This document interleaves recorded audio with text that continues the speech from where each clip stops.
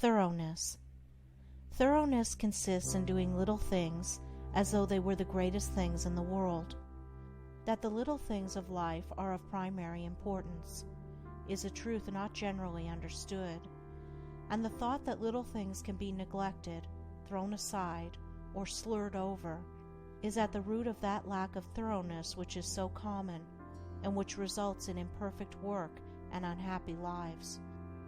When one understands that the great things of the world and of life consist of a combination of small things, and that without this aggregation of small things the great things would be non-existent, then he begins to pay careful attention to those things which he formerly regarded as insignificant. He thus acquires the quality of thoroughness and becomes a man of usefulness and influence, for the possession or non-possession of this one quality may mean all the difference between a life of peace and power and one of misery and weakness. Every employer of labor knows how comparatively rare this quality is, how difficult it is to find men and women who will put thought and energy into their work and do it completely and satisfactorily. Bad workmanship abounds. Skill and excellence are acquired by few. Thoughtlessness, carelessness, and laziness are such common vices that it should cease to appear strange that in spite of social reform the ranks of the unemployed should continue to swell, for those who scamp their work today will another day, in the hour of deep necessity, look and ask for work in vain. The law of survival of the fittest is not based on cruelty, it is based on justice. It is one aspect of that divine equity which everywhere prevails. Vice is beaten with many stripes. If it were not so, how could virtue be developed? The thoughtless and lazy cannot take precedence of, or stand equally with, the thoughtful and industrious. A friend of mine tells me that his father gave all his children the following piece of advice: whatever your future work may be, put your whole mind upon it and do it thoroughly. You need then have no fear as to your welfare, for there are so many who are careless and negligent that the service of the thorough man are always in demand. I know those who have, for years, tried in almost vain to secure competent workmanship in spheres which do not require exceptional skill, but which call chiefly for forethought, energy, and conscientious care.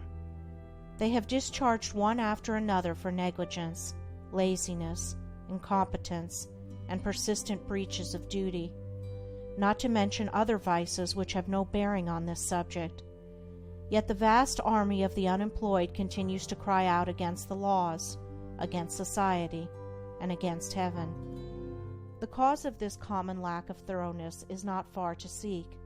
It lies in that thirst for pleasure, which not only creates a distaste for steady labor, but renders one incapable of doing the best work, and of properly fulfilling one's duty.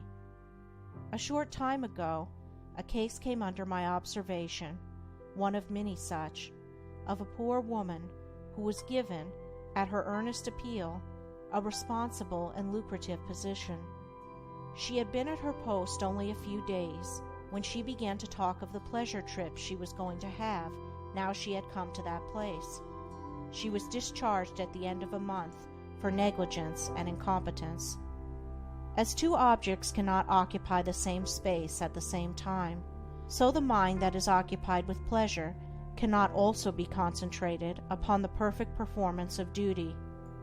Pleasure has its own place in time, but its consideration should not be allowed to enter the mind during those hours which should be devoted to duty. Those who, while engaged in their worldly task, are continually dwelling upon anticipated pleasures, cannot do otherwise than bungle through their work, or even neglect it when their pleasure seems to be at stake. Thoroughness is completeness, perfection. It means doing a thing so well that there is nothing left to be desired. It means doing one's work, if not better than anyone else can do it, at least not worse than the best that others do. It means the exercise of much thought, the putting forth of great energy, the persistent application of the mind to its task, and the cultivation of patience, perseverance, and a high sense of duty. An ancient teacher said, "If anything has to be done, let a man do it.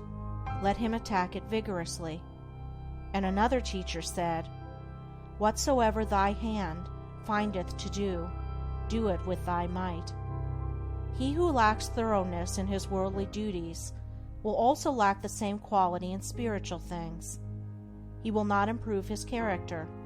He will be weak and half-hearted in his religion, and will not accomplish any good and useful end. The man who keeps one eye on worldly pleasure and the other on religion, and who thinks he can have the advantage of both conditions, will not be thorough either in his pleasure-seeking or his religion, but will make a sorry business of both. It is better to be a whole-souled worldling than a half-hearted religionist. Better to give the entire mind to a lower thing than half of it to a higher. It is preferable to be thorough, even if it be in a bad or selfish direction, rather than inefficient and squeamish in good directions. For thoroughness leads more rapidly to the development of character and the acquisition of wisdom. It accelerates progress and unfoldment. And while it leads the bad to something better, it spurs the good to higher and ever higher heights of usefulness and power.